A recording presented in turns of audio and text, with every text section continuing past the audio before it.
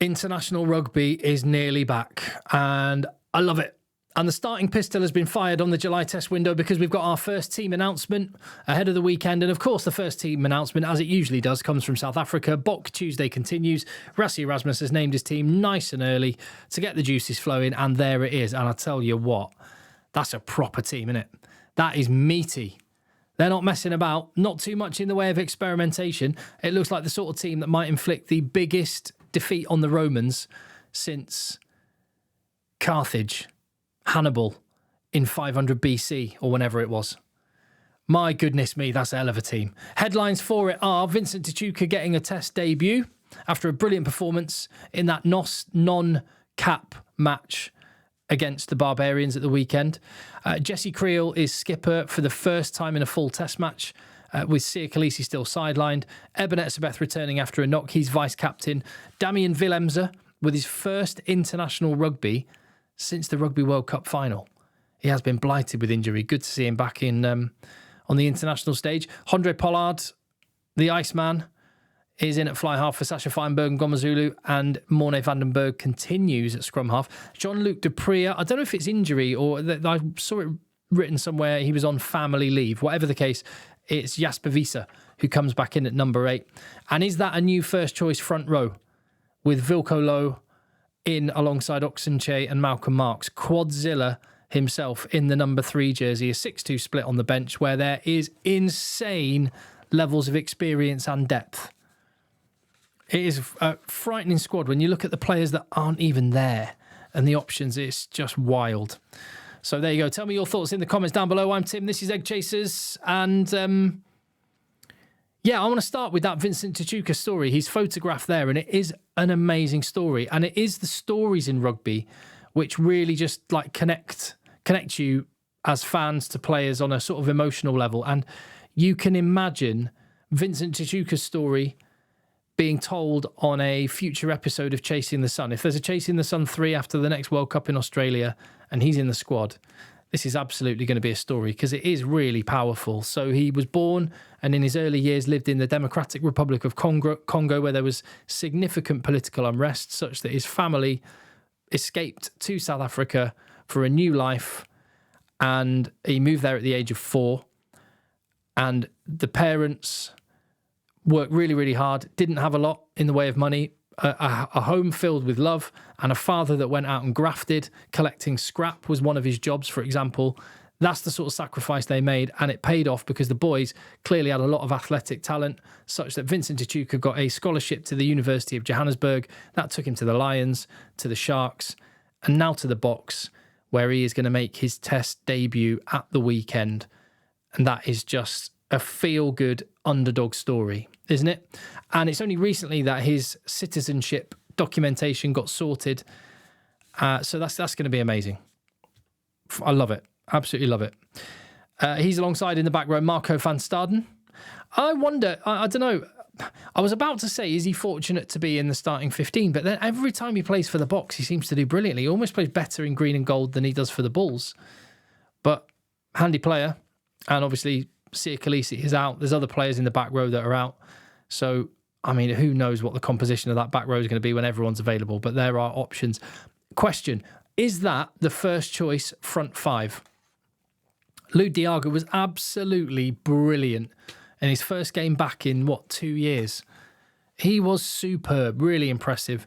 And I think that could be a first choice front 5. Although again, there are brilliant options. Faf de Klerk on the bench, backing up Morne van den Berg. I said it on the last video following the Barbarians game. I have got no idea who is going to be the main man in the 9 jersey for the Boks. There's no clear number 1 candidate. This is a second game in a row for Morne van den Berg. Faf on the bench. Grant Williams waiting in the wings. Cobus Reinach was good at the weekend when he came on. Same Pollard for Sasha. Is it just how you want to play, what your opponent is, depending on who you pick? What is, I don't know what Rassie Erasmus' thinking is here. It's the same at fullback. Willemse, very different player to Fassi, incredible as well, can step in as that second playmaker. Maybe not quite the same wheels, but speed of thought and skill in execution, and he can open up space for other people. And then you got Willie Leroux waiting in the wings. to get, what would it be this weekend? Cap number 99? Is that right?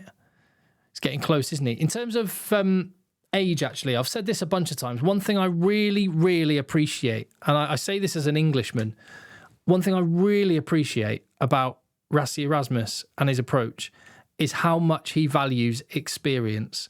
I'm sat here in England, a country where fans of rugby seem to absolutely write players off when they get to the age of 30. Look at Elliot Daly, prime example. Elliot Daly has been amazing for England. He's played in World Cup finals. He was brilliant in that World Cup semi-final against South Africa. He was a star in the 2017 British and Irish Lions tour and in 2021. And now he's playing brilliantly for the British and Irish Lions. But England fans, loads of them, they might not admit it now because they're sort of backtracking. But so many England fans said, get rid of him. We need to move on. He's still got so much gas in the tank. And I like that Rassie Erasmus recognises that. There are the ages of the box squad for this match. Loads of them in their 30s or late 20s. The average age of the starting 15 is 29.8. So just a smidge under 30. And it's older on the bench with Bongi and Benambi, Vincent Koch, Franco Moster, Faf de Klerk, Willy Leroux being 33, 4, 5. Experience counts massively at international rugby. That said, I have seen it written that Rassie Erasmus described these games this July against Italy, 2 tests, and Georgia, another test, described it as possibly a farewell for some players. Now, it's natural there's going to be churn all the time. You can't just keep, as the players get older and older, you have to freshen it up, and new will replace old. But what I quite like is the new, I say new, he's been around for a while, but potentially, making the number 3 jersey his own, Wilco Low, 30, when props come into their prime age. Morne van den Berg is 27. He's hardly like spring chicken brand new. He's been around for a while now. Vincent Tshituka, 26. He's really had to earn his way at franchise level. And now, as he's approaching prime years, he's coming into the national team. There's just a big obsession, certainly in England. I don't know what it's like in other countries, but there seems to be an obsession with kids. And I understand it. I do understand it, because you think, take Henry Pollock, for example, clearly very, very talented. But the temptation is to go, oh my goodness, if Henry Pollock is this good at 20, imagine how amazing he's going to be by the time he's 26, 27. He's going to keep getting better and better. But the improvement doesn't go up in a straight line, does it? It's sometimes you plateau. Some people are really good young and then don't improve. Some people blossom late. And so I think it's good.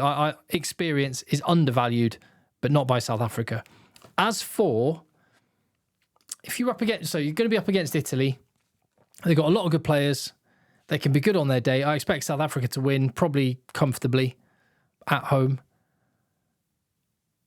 And I will, later in the week, when Italy name their team, I will do a combined 23-man squad. So I'll take the Italian 23, take the South African 23, put them together.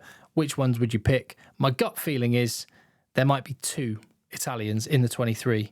And that might be possibly Zuliani over Marco van Staden. Zuliani has been amazing this year. And Tommaso Menoncello maybe over Jesse Creel. I mean, Jesse Creel's amazing. Muscle tone of a chimp, and clearly very, very important cog in the Bok machine. He plays almost every minute of every game, and he's captain now, but Tommaso Menoncello is just ridiculous. So it's a tough one. But anyway, point being, man for man, the Boks are going to be better, which is why a lot of people maybe were anticipating there'd be a little bit more in the way of experimentation, but not to be. There we go. There is the team. Your thoughts, please. Let me know. What is Rassie thinking? Is that the first choice front 5? Who are going to be the big playmakers, 9, 10, 15? I haven't got a clue. Yeah. And one final thing. That's right. One final thing. So I am heading to South Africa for the Australia tests. I'm going to Australia in a few weeks' time for the second and third, for the Lions test series. I'll be at the second and third tests, and then I'm flying from Sydney the day after the final test to Johannesburg where I'll be meeting my family. We'll have a couple of weeks of a family holiday, bit of KZN, bit of the Cape, and then I'll be at Johannesburg for that first test against Australia. And then I'm going to be putting my family on a plane home, and I'm going to be sticking around for another week. I'll go to the Cape Town test, but the question I've got is just genuinely asking, like, where should I go? What should I see? I did consider, I don't know, is it worthwhile? Is it a worthwhile road trip? I know it's a long one, but Johannesburg to Cape Town through the Karoo National Park, maybe. I don't know. Is that worthwhile, or should I just fly somewhere and drive? I'd be up for any advice or any thoughts, because I'll be on my lonesome, and any local knowledge gratefully received. You can always get in touch. tim@eggchasers.com is my email address. And eggchasers.com, the website, there's a little, you can get in touch there, sign up to the mailing list to find out the news of what's going on first, and also contact me there as well. So eggchasers.com, get in touch with me there, sign up to the mailing list, and sit tight for news on what I'm going to be up to. And thank you in advance for your help. Appreciate it. I'll see you on the next one.